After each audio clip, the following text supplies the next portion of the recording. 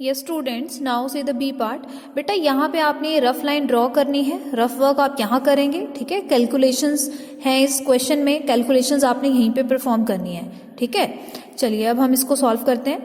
आपकी बुक का जो क्वेश्चन नंबर 1 का बी पार्ट है, प्रिंसिपल गिवन है आपको ₹1800, यानी कि 1800 की मनी गिवन है आपको।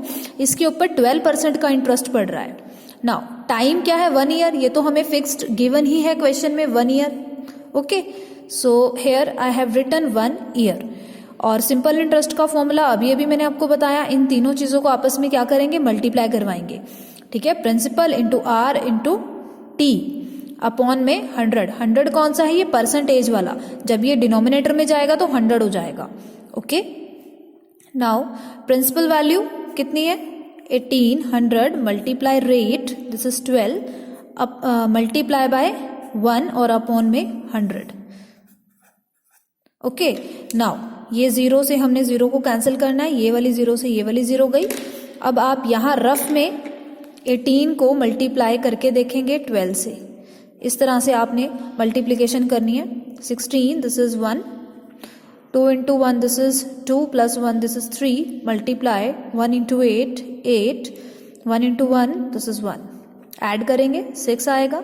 8 प्लस 3 11, 11 और 1 कैरी गया, 1 प्लस 1 दिस इज 2। तो हमारे पास जो बना ये 216।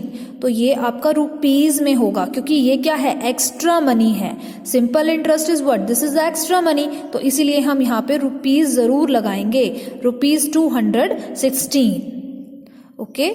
Now see the next one, principal equal to ₹2500। यहाँ पे 2500 रुपीज गिवन है, लेकिन रेट आपको मिक्स्ड नंबर में गिवन है। मिक्स नंबर में गिवन है, कोई बात नहीं, हम इसको इन प्रॉपर फ्रैक्शन में चेंज कर लेंगे।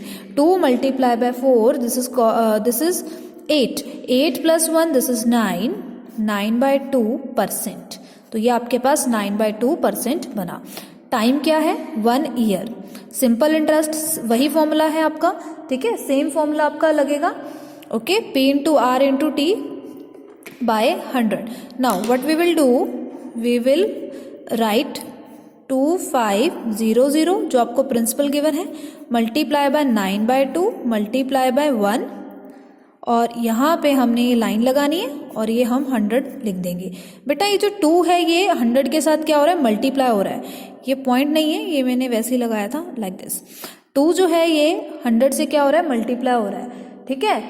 तो ये आपस में क्या हो रहे हैं, मल्टीप्लाई हो रहे हैं, क्योंकि दोनों के दोनों क्या है, डिनोमिनेटर्स हैं। जब भी इस तरह से कोई क्वेश्चन आए जो डिनोमिनेटर 2 डिनोमिनेटर्स हों, यानी कि 2 डिनोमिनेटर हों, तो वो डिनोमिनेटर आपस में क्या होंगे, मल्टीप्लाई होंगे।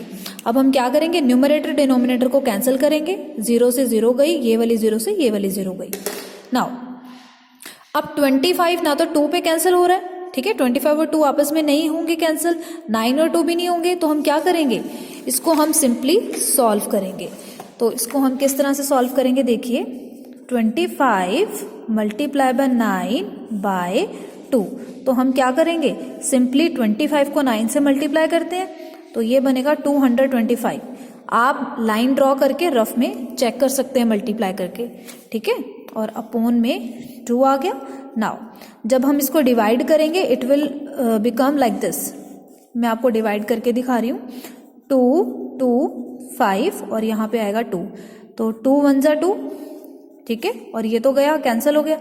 इस 2 को हम नीचे उतारेंगे तो ये फिर से 1 पे जाएगा, ओके, ये भी 0 हो गया। अब 5 को हम नीचे उतार रहे हैं, तो 2 2 जा 4, 5 तो नहीं जाता, 2 के टेबल पे 4 जाएगा, माइनस करेंगे, रिमाइंडर क्या आया, 1 आया।